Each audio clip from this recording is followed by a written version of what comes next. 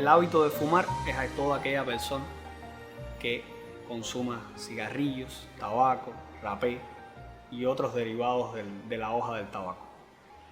El tabaquismo como tal se refiere a la adicción que crea la nicotina, que es uno de los elementos activos del tabaco y es el que crea la adicción a este hábito tóxico.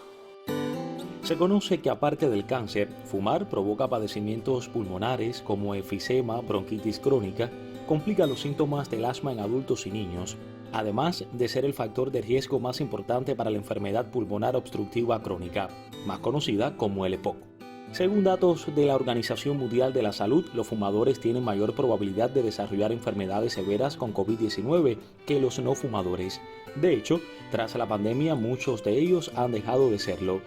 El Día Mundial sin Tabaco se celebra en todo el mundo el 31 de mayo con el objetivo de sensibilizar acerca de los peligros que supone el consumo de tabaco.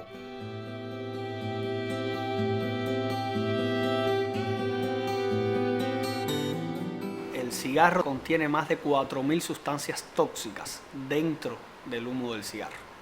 Dentro de ellas el benceno, el alquitrán y más de 500 sustancias cancerígenas bien determinadas, con un alto riesgo de producir cáncer de pulmón.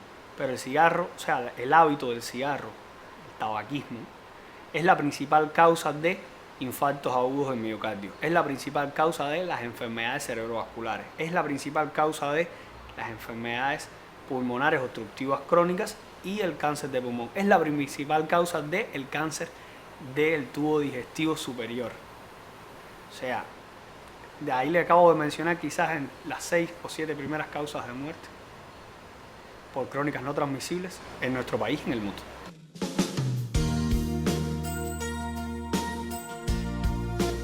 El principal órgano que se daña son los pulmones, pero hay uno muy importante que son los vasos, y ahí entra lo que nosotros llamamos, o se llama en medicina, la enfermedad de Werher, que es un daño microvascular y vascular mediano provocado por el cigarro. Esto causa una ateromatosis importante y daña todos los órganos del cuerpo, y sobre todo los principales: corazón, cerebro, pulmones, hígado, riñones. Pero el daño más visible que se puede observar, por ejemplo, en la autopsia de un paciente fumador, son los pulmones llenos de hollín, totalmente negros como el alquitrán, porque ahí se deposita todas esas sustancias que no son absorbibles, que no es la gran mayoría de las sustancias que vienen con el humo del cigarro son absorbibles y dañan entonces toda la economía del ser humano.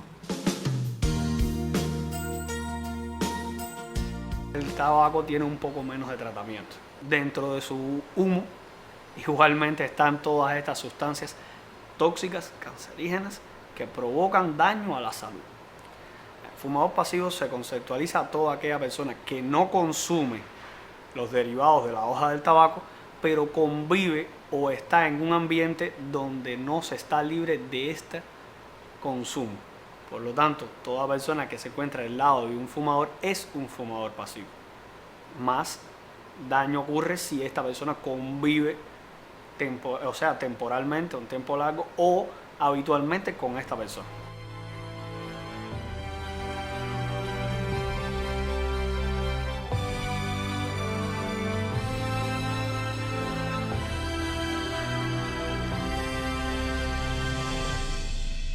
Este principio activo de la nicotina actúa como cualquier droga, provocando una descarga de dopaminas y de neurotransmisores que crean placer en el sistema nervioso central, y esto habitúa al paciente. Ya el tabaquismo, como decíamos ahorita, se define por la adicción a las hojas del tabaco que contienen la nicotina, que es el elemento activo que provoca esta adicción. Y por supuesto, toda adicción tiene un síndrome de abstinencia cuando no se consume. Y esto es lo que lleva a los pacientes consumidores de la hoja del tabaco a buscar seguirla consumiendo.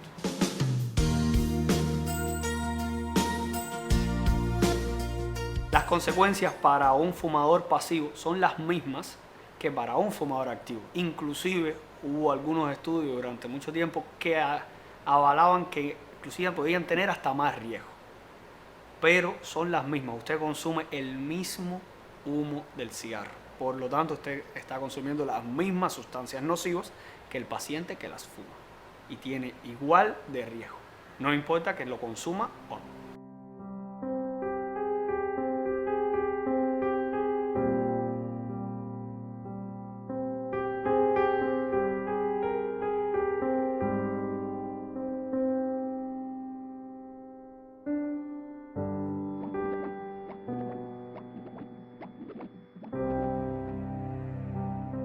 Imagínense si es importante dejar de fumar, que al año de dejar de fumar usted equipara el riesgo de accidente cerebrovascular a un paciente que no fume. A los 5 años usted equipara ese riesgo, el riesgo de padecer de enfermedades cardiovasculares, a un paciente que no fume. A los 10 años se baja el riesgo a la mitad de cáncer de pulmón con respecto a los pacientes que no fumen, y se alcanza la igualdad en el riesgo a los 20 años después de dejar de fumar.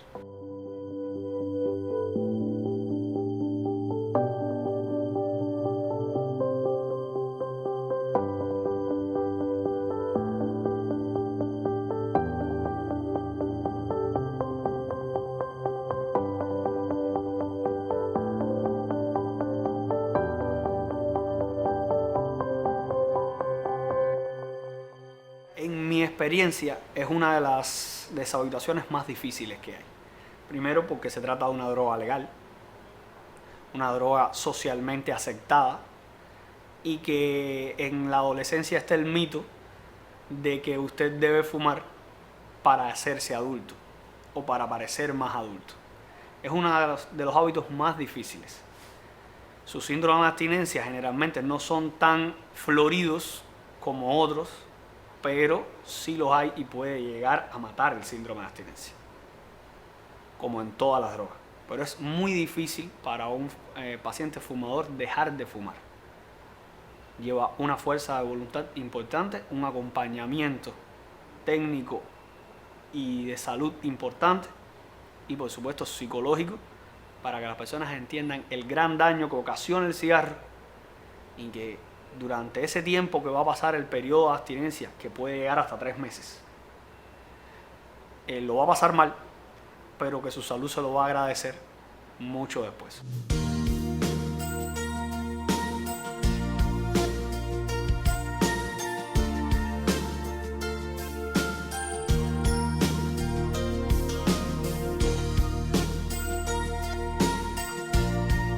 Tuve un caso hace ya bastantes años de una muchacha embarazada de 12 semanas que acudió a cuerpo de guardia en pleno síndrome de abstinencia, porque cuando se enteró de que había quedado embarazada, dejó el cigarro y llegó en una situación, en unas condiciones muy deplorables, y contrario a lo que ocurre con las personas que dejan de fumar, que generalmente es un síndrome de abstinencia leve, prolongado, de muchos meses. Ella hizo un síndrome de abstinencia muy parecido a lo que hacen los pacientes alcohólicos.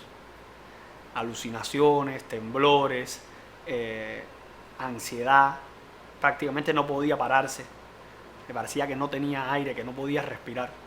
Fue un caso raro dentro del síndrome de abstinencia por el cigarro, pero que puede verse y que se puede evitar fácilmente si usted no fuma nunca.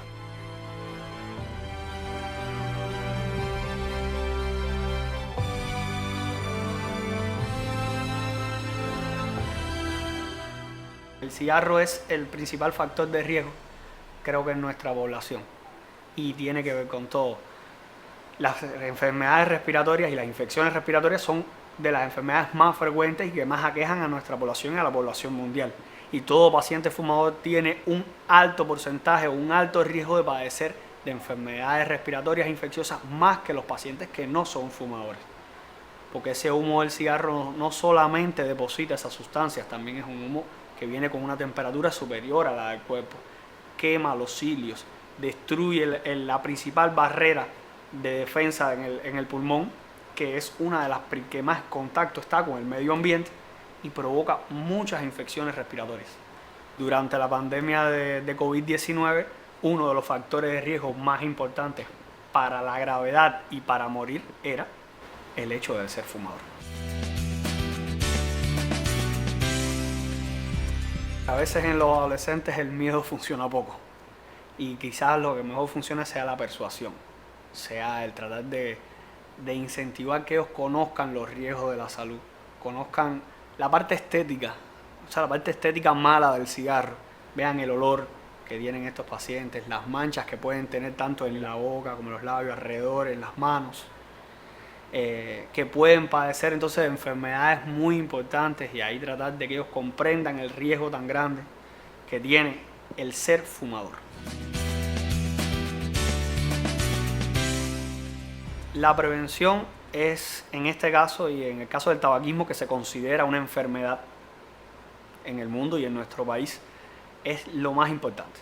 Lo primero es no empezar. Y lo más importante y lo mejor sería no empezar. Nunca llevarte un cigarro a la boca, nunca fumar, nunca estar expuesto a este riesgo.